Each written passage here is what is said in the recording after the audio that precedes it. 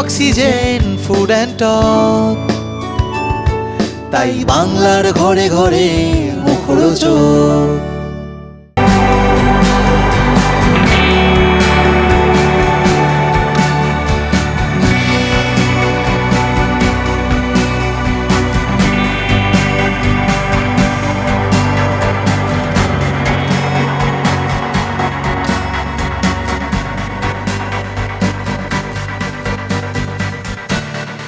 আমি সামনের সারিতে থাকতে চাই না, কথা বলতেও পারি না। আমি অ্যাজ এ স্পোর্টসম্যান আমাকে এক্ষুনি বলুন প্যান্ট শার্ট পরে খেলে নিতে, আমি খেলে নেব, কিন্তু আমি বক্তৃতা বা কি আমি পারি না বলতে।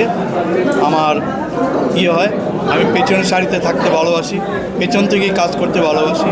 আমি চাই আমি কোনো রাজনীতিতে কোনো পোস্ট নেব বা নেবো, আমার কোনো ইচ্ছাও নেই। যেদিন আমাকে বলবে সেই দিনে আমি ছেড়ে দেবো, যোগ্য ব্যক্তির হাতে আমি ক্ষমতা দিয়ে আমি চলে যাবো। এটা আমার কারণ আমি আপনারা জানেন কিনা জানি না, আমি ত্রিপুরা ফুটবল অ্যাসোসিয়েশনের প্রেসিডেন্ট ছিলাম। আমার 70+ যেদিন হয়েছে সেদিন রাত্রেবেলা আমি আমার রেজিগনেশন পাঠিয়ে দিয়েছি। অনেকে আমাকে প্রশ্ন করেছিলেন আপনি ছাড়ছেন কেন, আমি 70+ হয়ে গেছে, আমি থাকবো না, আমি আদৌ নেই। অনেক প্রতিষ্ঠানে আমি মানে যতগুলো আমাকে সবাই ভালোবেসে নেয়, কোনোটাতে প্যাট্রন, কোনোটাতে আমি অ্যাডভাইজার হিসাবে আমি আছি, অ্যাডভাইস দিই, কোনো পলিতে থাকি না। এখানে যেহেতু আমি নিয়েছি, আমি এখানে কাজ করব, কাজ করার জন্য এসেছি। কারণ আমার নিজের স্বার্থ জড়িত আছে, আমার অনেক টাকা ইনভলভ আছে, আমার স্ট্যাগ আছে, আমার প্রচুর টাকা ইনভলভ হয়ে আছে, আমার সিনেমা হলগুলো ফায়ারের জন্য বন্ধ আছে।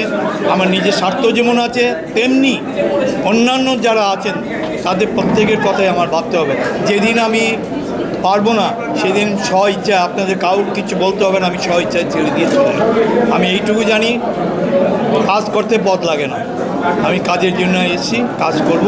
যদি ভালো লাগে সবাই মিলে যদি আমাকে রাখতে চায় আমি থাকবো, নাহলে আমি সেদিন চলে যাবো।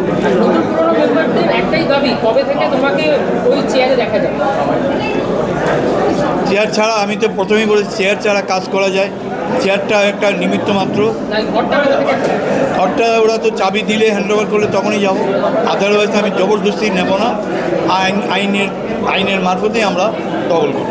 এই যে সেই দিন যে ঘটনাটা ঘটেছিল এবং চাবি নিয়ে চলে গেছে, সেই ঘরে এখনও খোলা হয়নি এবং বিভিন্ন ফাইল নিয়েও চলে যাওয়া হয়েছে, সেই বিষয়টা কীভাবে দেখছেন? ফাইলে কী আছে আমি জানি না, ফাইল নিয়ে আমি এতটা ইন্টারেস্টেড না। আমাদের উদ্দেশ্য ছিল উনি রেজিগনেশন, কারণ উনি কোনো কাজ করেননি, উনি নিজের স্বার্থ ছাড়া, উনি ব্যক্তিগত স্বার্থ ছাড়া কোনো কাজ করেনি। আমরা চাইছিলাম, আপনারা জানেন কিনা জানি না, আমরা শ্যামলবাবু ছিল আমার সাথে, উনিও ছিলেন, ওনারা ছিলেন, আমরা ইসিতে ছিলাম, আমরা ওনাকে সরিয়ে আমরা পিয়াকে আমরা বসিয়েছিলাম। সেদিন কিন্তু এটা স্বীকার করেছে, আমি বসিয়েছিলাম। আমি আবার উচ্ছেদ চাইছি, কারণ আমি জানতাম না উনি এত বড় একটা ভুল সিদ্ধান্ত সেদিন নিয়েছিলাম। আমি ক্ষমা প্রার্থী এর কাছে, ওর কাছে, কারণ সেদিন আমরা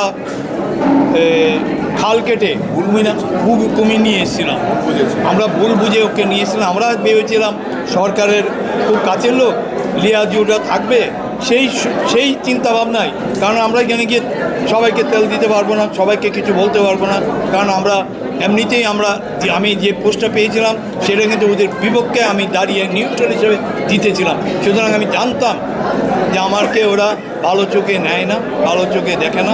ওরা একটা ছবি দেখিয়ে বলছে আমি ইয়ের সাথে ছিলাম, এটা আজকেও দেখাবে এই ছবিটা। হ্যাঁ, ওই ছবিটা সেদিন ছিল, আমি ইলেকশনে জিতেছিলাম নিউট্রাল হিসাবে। হঠাৎ করে দেখি সৌরভ বিশ্বাস শেষে হাজির, আর অরূপ বিশ্বাস শেষে হাজির।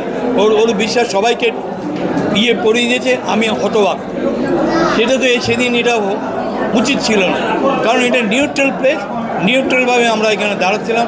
আমরা এতদিন 50 বছর ধরে আমি এই ইএমপির সাথে জড়িত। আমার প্রথম কাজ হবে ইএমপিতে, যে ইএমপি দায়িত্ব পেরে আমার ওই নিচের ঘরটা আমরা দখল করব, কারণ আমাদের বয়স হয়ে গেছে, আমাদের বয়স 50 আর এই 73+।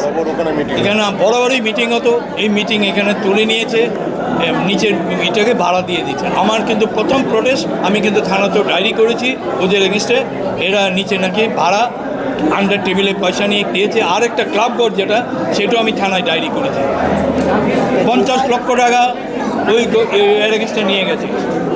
ওরা বলছে নাকি হেরে গেছে তো তোমরা ইয়েতে গেলে না কেন, হাইকোর্টে গেলে না কেন? ওরা আন্ডার টেবিলে বলে আমরা হেরে গেছি, আর আন্ডার টেবিল নিয়ে ঘরে চাবি চুবি দিয়ে দিয়েছে। বিজেপিতে এখানে বিজেপির আজকে প্রেসে বলবে বলে দাও, আজকে প্রেসে ওরা বলবে বলে দাও, ওরা প্রেসে বলবে। ফাইল খোলার যে বিষয়গুলো ছিল, অ্যাকাউন্টসের বিষয়গুলো যেগুলো বারবারই উঠে আসছে, আপনার কথা, স্ক্যামের কথা, সেইগুলো কবে থেকে খুলছে? এখন আমি যতক্ষণ না আশিসবাবু আসছে, যদি না আসে তাহলে কি করণীয়? আশিসবাবুকে আমরা ফাইল চলে গেলেও প্রমাণ লোপাট হবে না, ফাইল চলে গেলেও কম্পিউটারে থাকবে সমস্ত জায়গায়। আর একটা পরিষ্কার জিনিস হচ্ছে, উনি যখন কোনো সাক্ষী রেখে যায় তো অ্যাকাউন্টস তো সাক্ষী থাকবেই থাকবে, এবং সেটা ধরা পড়বে। যে ভয় পেয়ে ওরা ফাইল নিয়ে যেতে চাইছিল, তাতে করে এটা প্রমাণ হয় যে ভয় পাওয়ার মতো কাজ তারা করেছে। পরিষ্কার যদি থাকতো, সত্যিকারের যদি কাজ করতো, তাহলে ভয় পেত না তারা। তার জন্য ছুটে এসে ফাইল টেনে নিয়ে যাওয়ার কোনো দরকার ছিল না।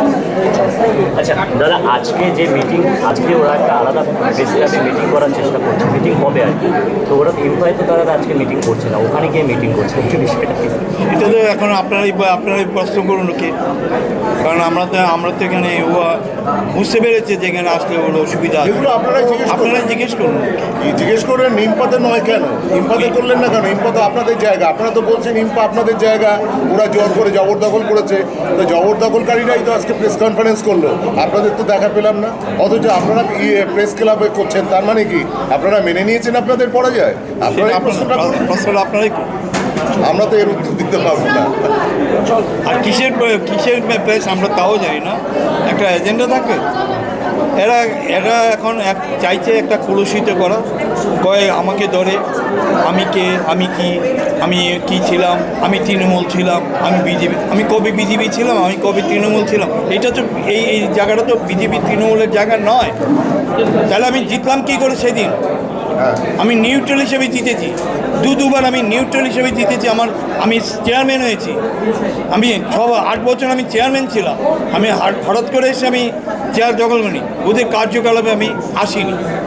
ওদের প্রেস হয়ে যাক আজকে, আমরা আবার বৃহস্পতিবার আবার দরকার হলে আমরা বলবো, কারণ ওরা কী বলতে চাইছে।